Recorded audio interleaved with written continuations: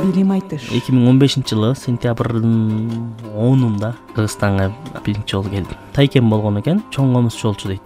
Мындай ырым болот экен деп анан биринчи тырмагыңды алып ошол тайкеңдин эр токумуна салып койгонбуз дейт да. Билим айтыш долбоорунан чынын айтайын, чыныгы киреше алган жокмун. Ар бир нерсе ниетке байланыштуу. Кандай ниет кылсаң, жолуңан ошол нерселер чыга берет экен да. Меники ошондой, билбейм, башкалардыкы. Тойго чыкса, ай, канчага келип бересиң? Кандай?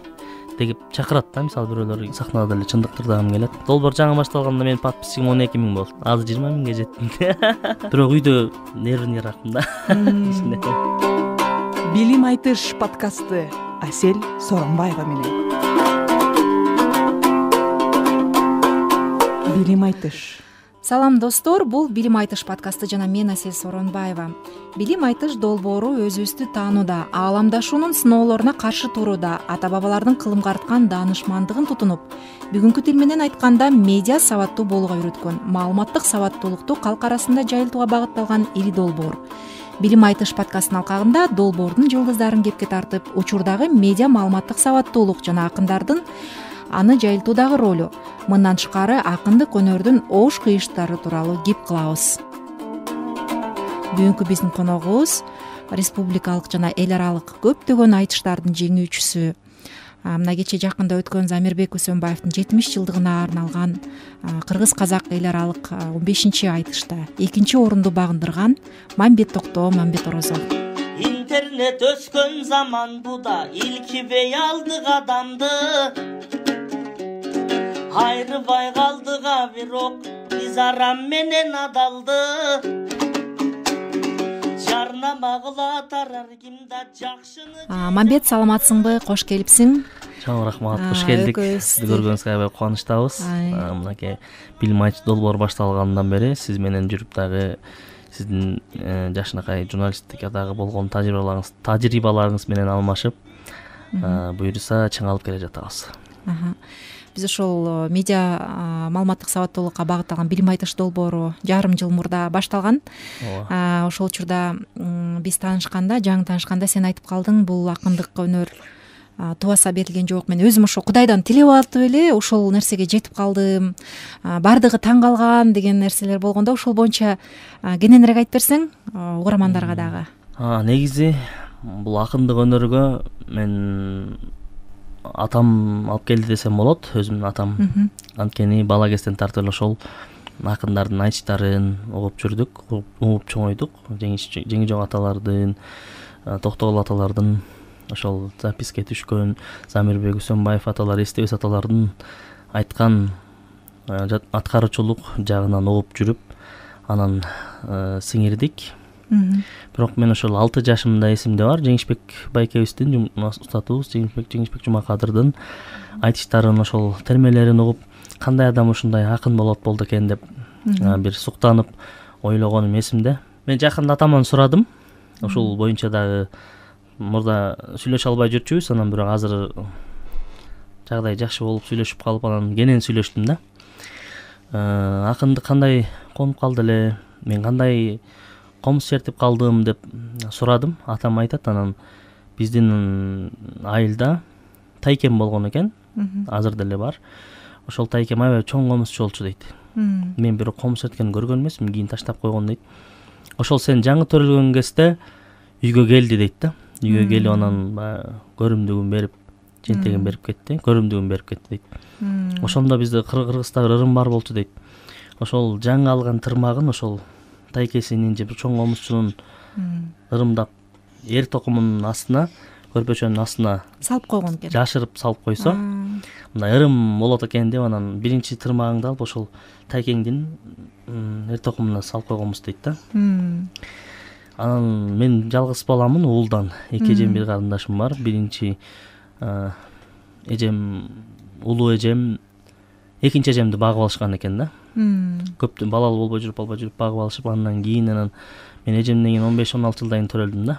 Анан ырымдашып, апамды айылдагылар көп эме кылышыптыр. Сен төрөбөйсүң, андай мындай деп ардантышып, анан барбаган дарыгер, барбаган жери калбаптыр. Анан бир кишиге барганбыз дейт.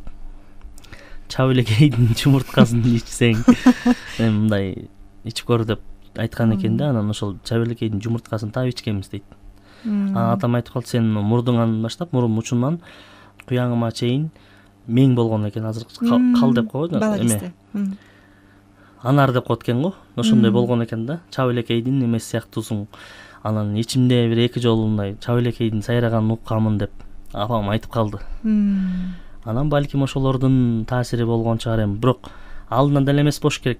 Бала кезден ошону ниет кылган экен үйдөгүлөр да, апамдар дагы ушундай бир өнөр адам болуп калсын деп, анан баягы жаштын тилегин берет деп мен дагы өзүм ошол акындык жагын тиленип алдым да, Кудай тааладан. Ушундай намаз окучумун.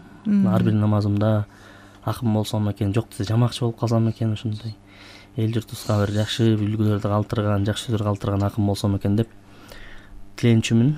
Буюрса тилегим кабыл болду. Жакшы. Мына азыр Кыргызстанга келип ошол өзүбүз бала кезде армандаган акындар менен үзөңгү кагыштырып, шакирти болуп, ошол акындар менен тең айтышып жүрөбүз. Замандаш болуп, Ооба. Сени Кытайдан келген акын катары тааныйбыз. Кантип, качан, кандай жагдайда болуп калды бул окуя? Ошол жөнүндө айтып берсең. Бизге 2015-жылы Кызыл Сулуу кыргыздарга загранпаспорт берүү өкмөт тарабынан аябай жеңилдешилип, мындай жаткан кезде бекер эле таратыла баштады. Ошол убакытта биздин акындар болгон, Ажыбек Дүйшө уулу деген жакшы токум акын бар болду. Ошол бул жакта эле Кыргызстандан ошол Байланыш Мамбет келбейсиңби? Бир айтыш бар, алдыда ошого келип катышып кет, мен жолдорун кылайын деди. Анан ошол менен паспортду алып, өзүм аракет кылып, визаларын аштырып 15-16 күнүн ичинде эле паспортум колго тийип калды. Ошо менен республикалык айтыш болду да, ошого чакырды, келип кет деп. Анан 2015-жылы сентябрдын 10-унда Кыргызстанга алгач ирет биринчи жолу келдим. Анан келип эле айтышка катыштым. Ороз айт күнү болчу, ошо Курман айт күнү болчу. Республикалык айтышка катышып, Тандотордон Жамайка эже менен чыктым. Ошондо Жамайка эже менен чыгып, биринчи эле филармонияга өттүм. Ал жерде чыгып, Турат байке менен айтыштым. Анан Амантай байкебиздин упайыбыз тең болуп калып, улуусуна жол берилип, Амантай устат финалга чыкты. Мен болсо ошол жашым кичүү болгондон байланышты кулап калдым. Бирок ошондо Кытайлык кыргыздардын биринчи чыккан акын мен болдум да. Тил жактан келип, аябай эме болушту, андай илимирүү статус тирүү болчу. Ушундай акындар да келет экен, Кытайда да бар турбайбы дешип, интервью алышып, аябай бир топ эле атактуу болуп кетти. Жылдызың жанып. Акындардын арасына сиңип кетишиме, баягы ошол өнөрдү аркалап калышыма аябай себепчи болду да. Анткени келип эле 15 күндүн ичинде чоң айтышка чыктым. Анан ошону менен Кыргызстанда калып калууну чечтиң биротоло.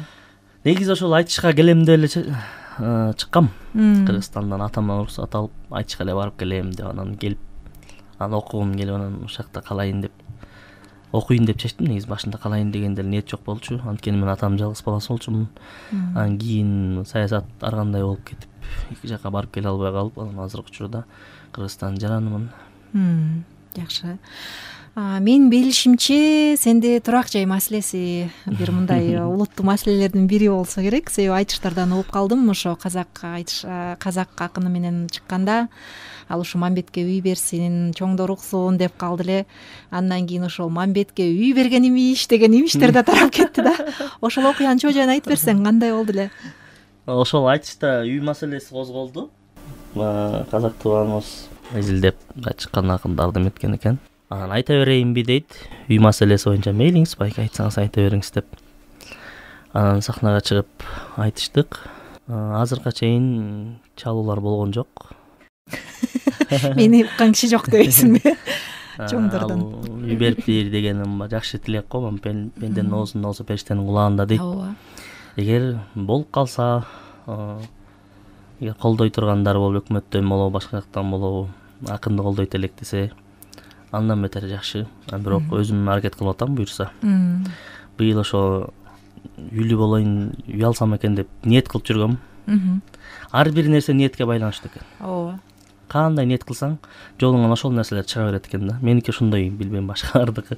Ошон үчүн жакшы ниет кыла бериш керек. Мен ошо быйыл үй алсам, үйүм болсо деп, анткени буга чейин балалык кылып, тиякта биякта калабыз же калбайбыз деген нерселер менен жүрүп калдык да. Анан биротоло бияктын маселелерибиз чечилип, гражданство алгандан кийин анан ойлонуп баштадым, үй алыш керек экен, жер алыш керек экен. Уже жашыбыз 30га келип баратат, балдарыбыз чоңоюп келатат дегендей. Бирок сен ошондо үй бүлөнү бул жактан куруп атасың да. Ооба. Айта кетейин, 2020-жылы бизге Кажысай деген айылдан, Ушс көлдөн Азиса деген апабыз үй берген негизи. Кажысайдан үй берген. Көлдөн жумушубуз, ишибиз Бишкекте болгонуна байланыштуу ал жака барып жашай элекпиз. Бирок көлдө үйүң бар экен, жакшы экен да.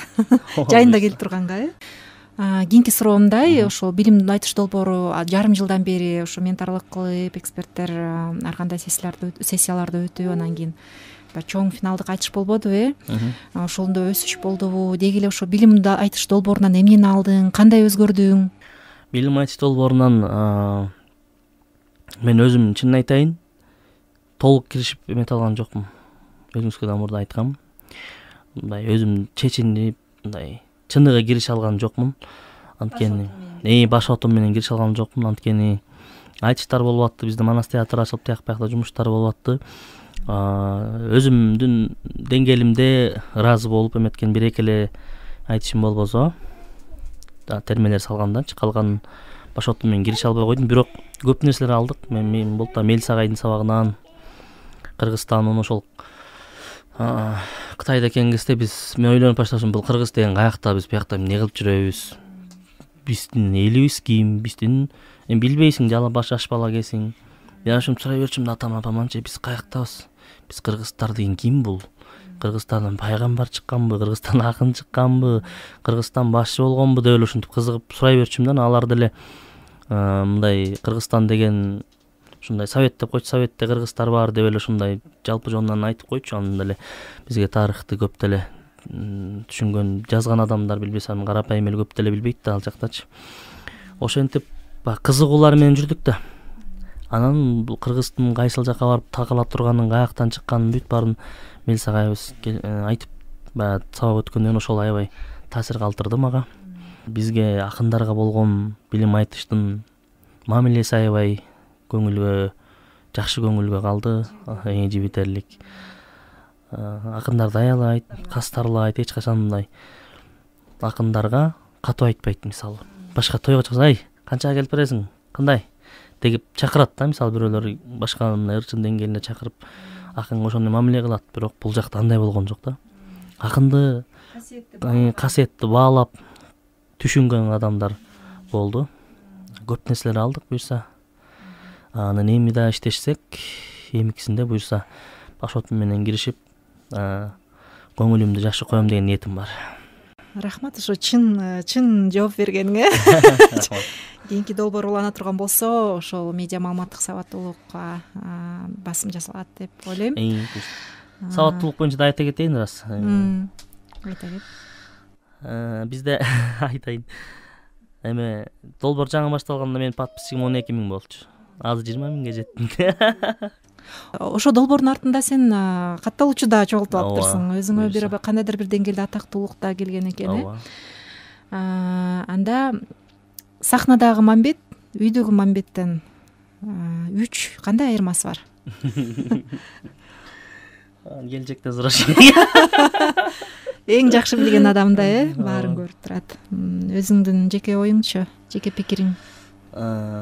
Мен кандай болсом ошондоймун. Негизи адамдын мүнөзүнө жараша ырчат дейт го. Калп айтпайм.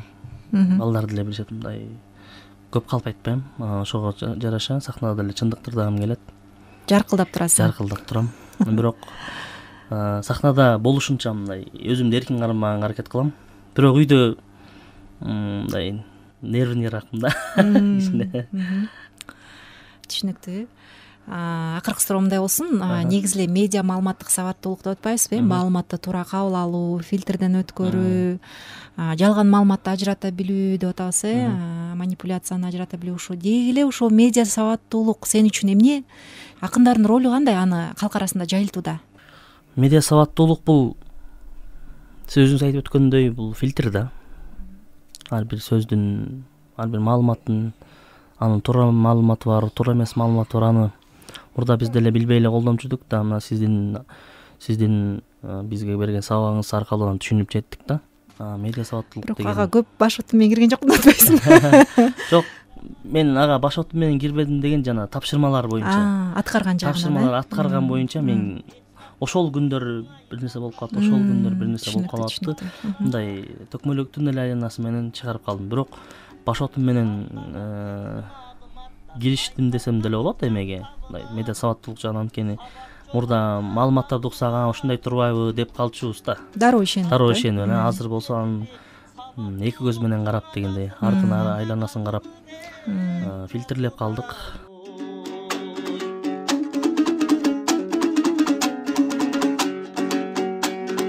Жалганчылар жабылат да, жалынын аңалардын да, жандардын көбү жагылат.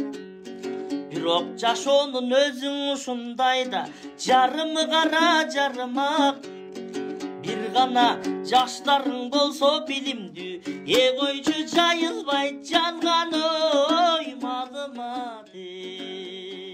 Акындардын кереги бар экени бул билим айтыштын акыркы айтышы далилдеп берди деп ойлойм.